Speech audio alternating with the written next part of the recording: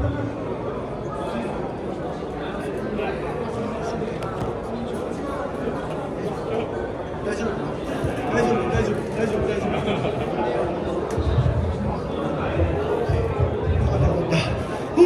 feel safe.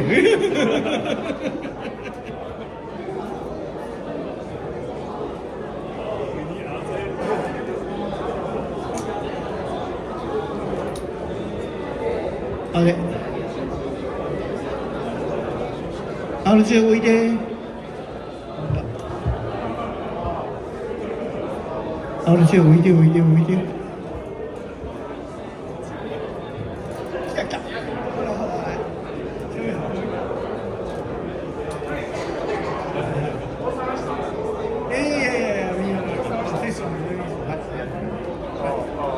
12時になりましたので、じゃあセッション開始します。Thank you, so please go ahead. Okay. Hi, I'm Irvin. I'm going to share this slide. You can get the slide and this QR code. All the slides online. So please, let's wait for 1 minute.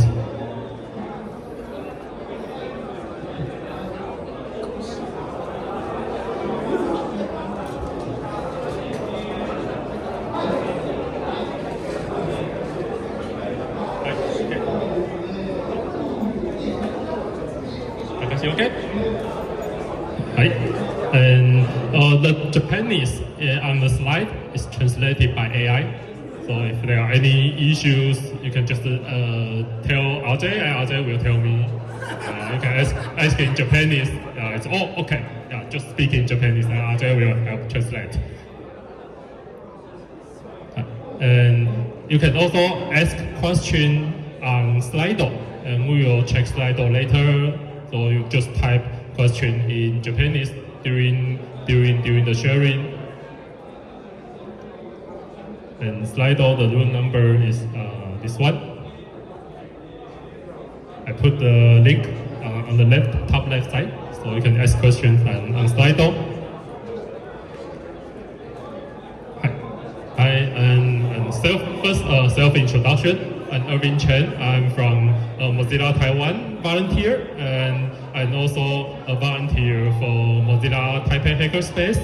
I have been volunteer for Firefox for more than 20 years, a very, very long time, and I'm now a technical consultant at Open Cultural Foundation, which we do open source in Taipei, and I'm also a front-end engineer. I developing websites for 10 years. So that's me. So if you come to Taipei, please visit Taipei Mozilla Hackerspace near Taipei Station. And okay, let's see. This is the undersea cable connecting Taiwan to the global internet.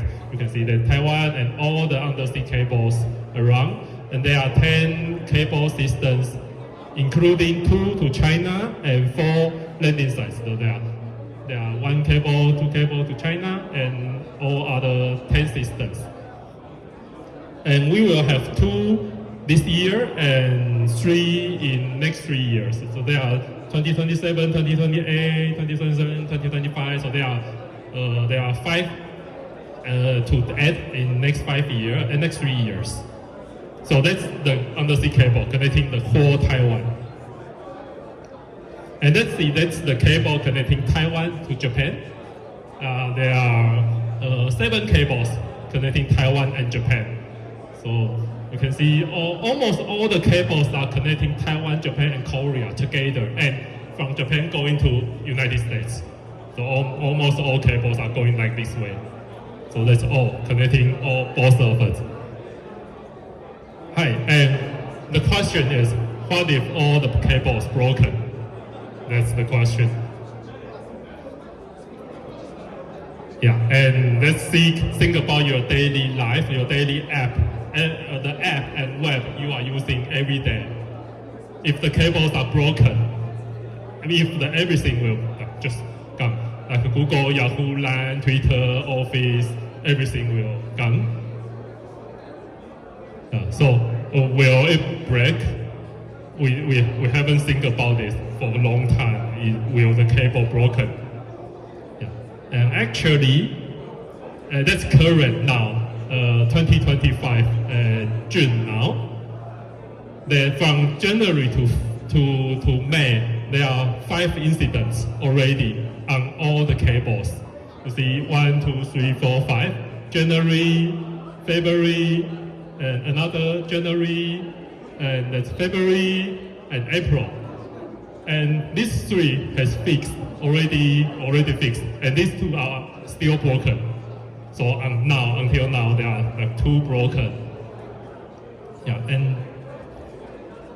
and just in 5 months, and 3 of them, 1, 2, 3. 3 of them, 1, 2, 3. 3 of them are causing the accidents are caused by China vessel. So ships from China, like fishing ships or freight ships. So 3 of them are the accidents are caused by China vessel. They said it is accident. Yeah, and the last one on February 25, our COSCUP get the ships.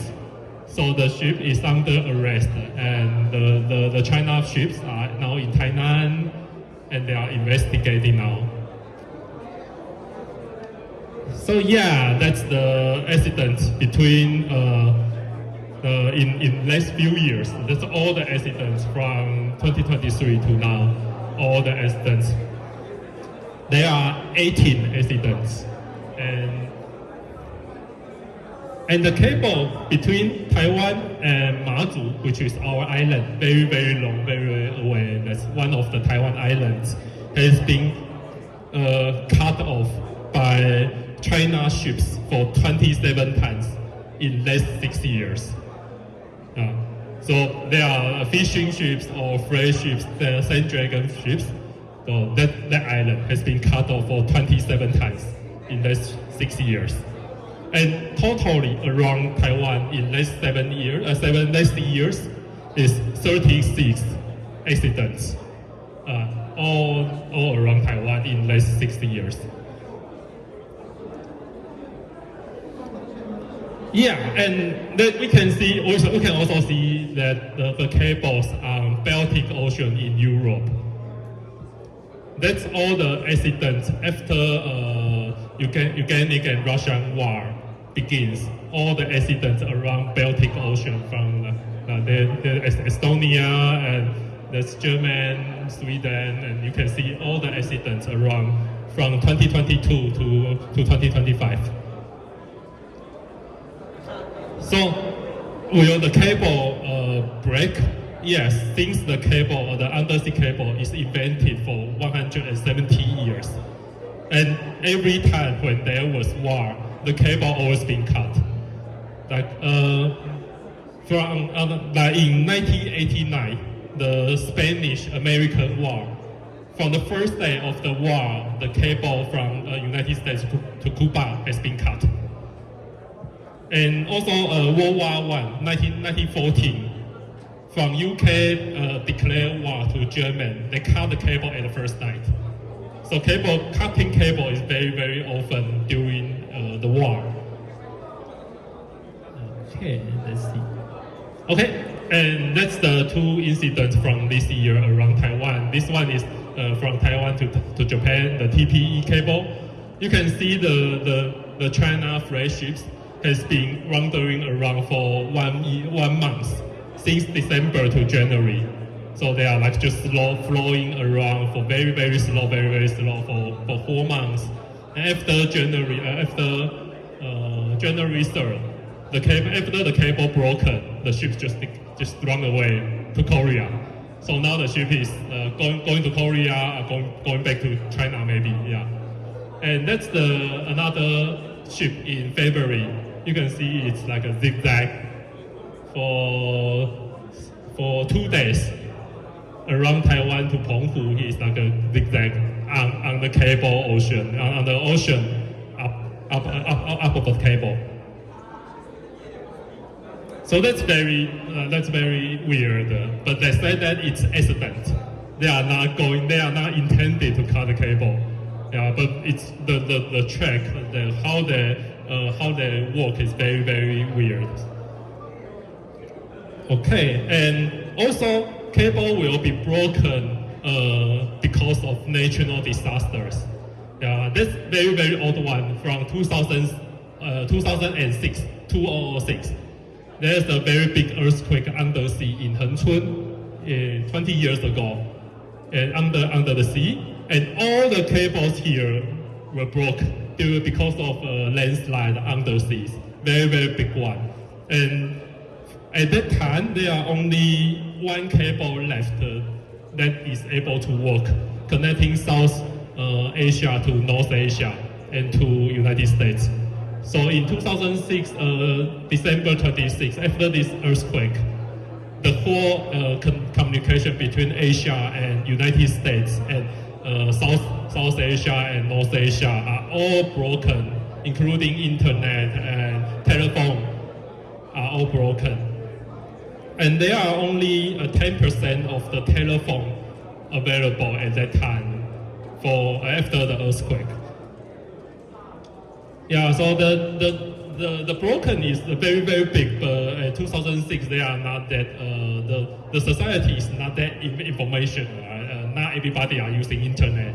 So only we like students who are in university are affected, remember the issues. Yeah, but yeah, undersea cables can also be broken by natural disasters. So there are another things that we are worried about is the cable between around Japan, because we also have many earthquakes around and underseas. And that's the cables on the sea. They just put on the seabed. Yeah. And it's very, very expensive to lie the cable. Yeah, but it's very, very cheap to break it. You just need a ship and put the anchor, drag, and then it's work. But it's very, very expensive. And when the cable is broken, you need to asking a repair vessel come to fix the cable. And there are only 50 vessels who can fix the cables. And in our region, in Japan, Taiwan, Korea, there are only 6 ships can fixing the cables. And the 6 ships are from Japan, Korea, and Singapore. Only these 3 countries have ships that can fixing cables. So yeah, every time when the cables are broken, it takes 50 to 100 million Japanese yen to fix the cable. And if you want to build a new cables, we are building a new cables between this one. We are building a new cable between Taiwan and Mazu, which is let's see, 7 billion Japanese yen between Taiwan and Mazu. The new cable we are building now, and it will be finished this year. So it's very, very hard to fix. And it takes like 1 month or 2 months to fix the cable, because you need to schedule with the fishing ships, with the cable vessels, and waiting for them to come to the region and fixing the cables. So it's very, very slow and it's very, very expensive. But you just need like a shadow vessel to cut the cables, very, very cheap. And it's almost impossible to protect those cables. Almost impossible. You don't have any way to protecting them. And you can only back up and back up. So you just build new cables, more and more cables. Or you can have using satellites, low orbit satellite, like Starlink. They are working in Japan. So you can use satellites. But for low orbit satellites, you need very many thousands of satellites to cover the regions. For example, Starlink, they have 7,000 satellites. And for OneWeb from Europe, they have 650. And for Telesat, they have 300. So for satellite system, you need very, very big constellation satellite system to work. And for the medium orbit and geo orbit satellites, you can have like 1 or 2 satellites to cover the whole Asia. but it's very, very slow. It's much slower, and the brainwave is slow and it's small, and the delay is big. And there are new. If you want to build a new cable, like a new cable between Taiwan to Japan to United States, it costs 200 billion Japanese yen. From Taiwan to Japan to United States, we are building a new one. Taiwan, Japan, and US is co-working together to build a new one. Very, very expensive. And if you want a new cable station, like connecting cable to the land, if you want a new cable stations, it costs like 175 billion Japanese yen to build a new station. Yeah, so that's the question. What can we do to guidance to growing resilience besides building new infrastructure?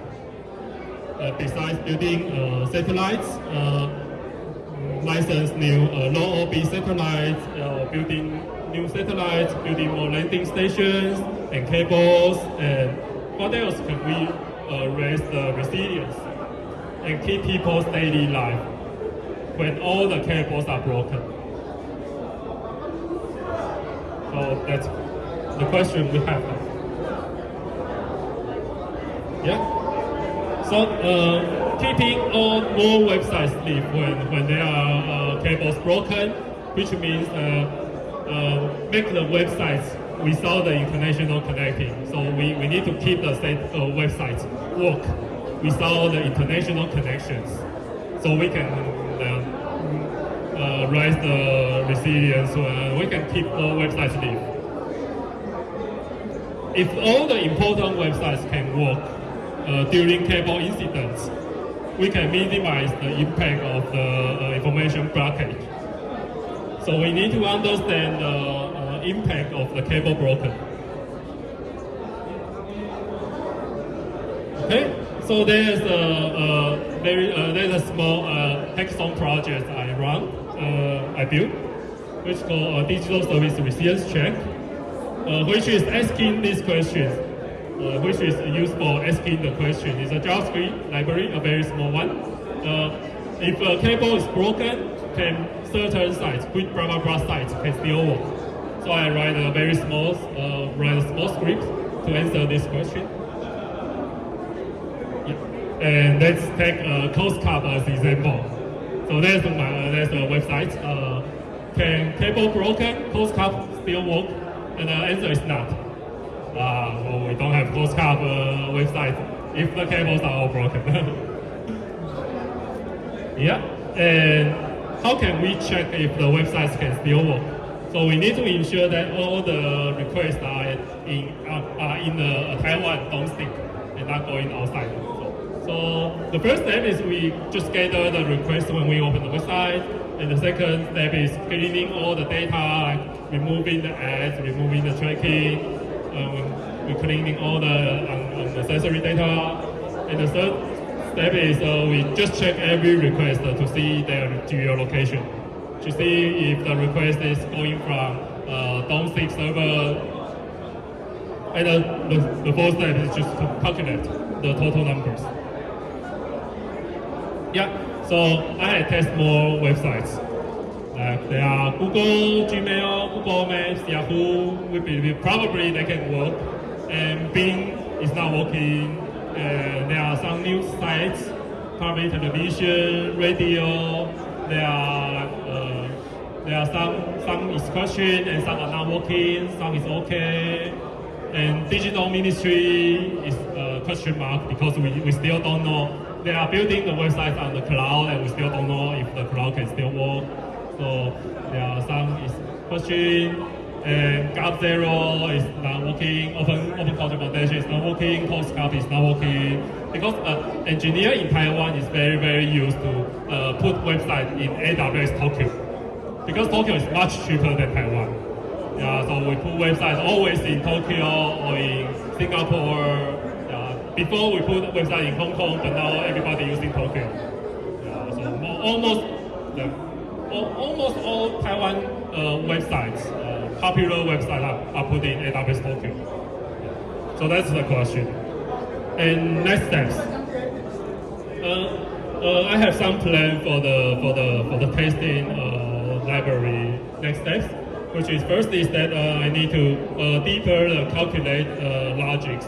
We need to consider the CDN and also multicast. If a website is multicast or load balancing, then we need to check about that. And we need to connect in more data, more websites, checking maybe top 100 websites of Taiwan.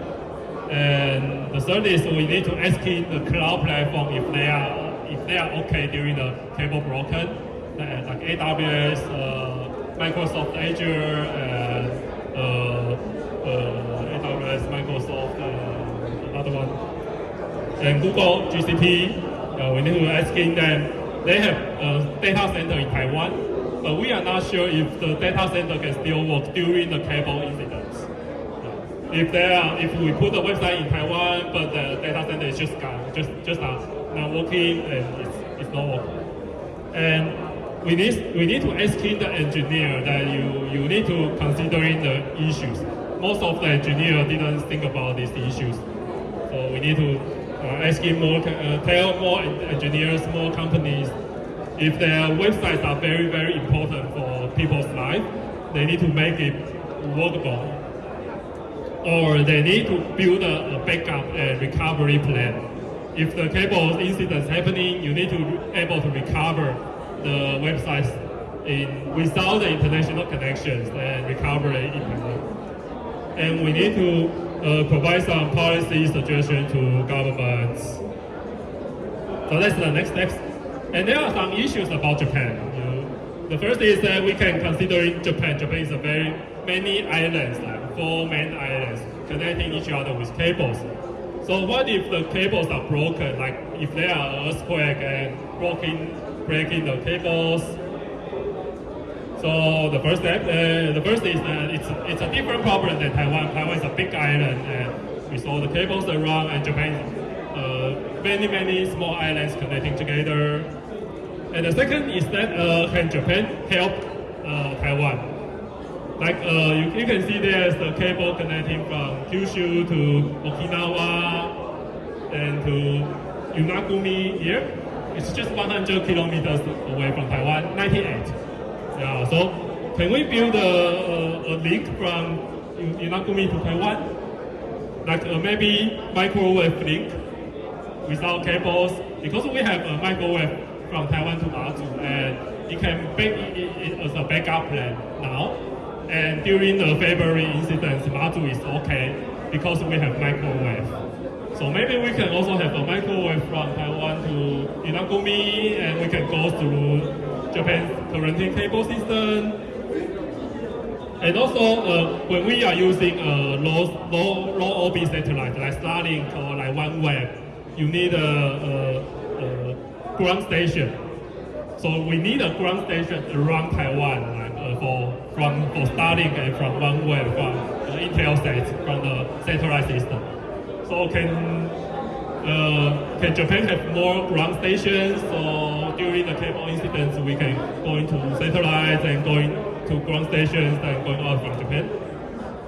So that's 2 questions about Japan's situations. Yeah. So that's it. So if you have any questions, you can ask in now. Japanese is okay. You can ask in Japanese, and also you can ask in Slido. And again, here's the slides. So you can get the slides here. Let's see if there are any questions in Slido. I don't see any questions in Slido, so if there are questions from here.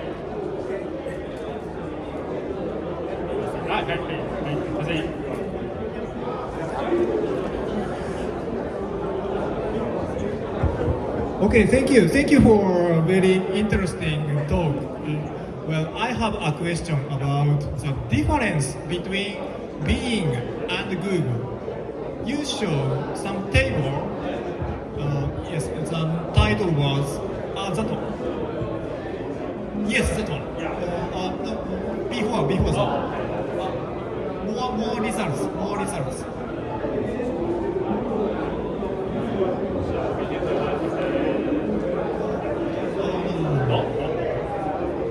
You show more results. Oh, more results. Yes, Oh, more results.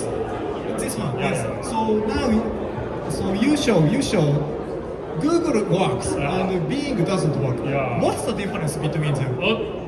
We check the request from Google is located in Taiwan. So Google, their websites are now locating from in Taiwan in Google's data center in central Taiwan. They have a data center. And Bing, Microsoft is building a data center in Taiwan, and they will open this year. So probably they will also work after the data center is over. Thank you. ごめんなさい、外してて。エニークエスチョンあります？なんか、ご質問。エニークエスチョン、はい。岡村さん、英語喋れるから英語喋ってる。So, current website use much resources, for example, JavaScript or CSS via CDN. So, this is a common approach to reduce the cost or speed. But this is so business point of view. CDN is preferable or not? About CDN, the first, there's a very common CDN, JS, which one? JS Deliver, and they are hosting the CDN on Cloudflare, and Cloudflare has the data center in Taiwan. So, if the first is that we are considering that asking Cloudflare if their CDN can work during the incidents. If they are okay, then you will fix a lot of problems. Yeah, that's the first one. And JS Deliver is a very popular CDN. And the second is that we are encouraging people to put their library in with their websites. Yeah, because when everybody learning front-end developing, we just teach them to use CDN or NPM or all the package system, and the default somewhere else in other countries. Yeah, so we need to education the new engineers or more engineers that if you want to make your website more resilient, you actually not using CDN. Using CDN is very dangerous during the disasters. That's two approach, and we need to do both. Okay, thank you. エニークエスチョン、なんかあります？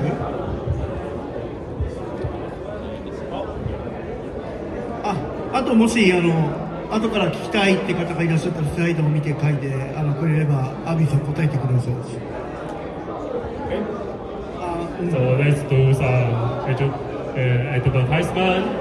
There's a hackathon, Taiwan, Japan, Korea hackathon together, and that's 2024 is in Yokohama by Code of Japan, and 2025 is by Gov Zero from Taiwan.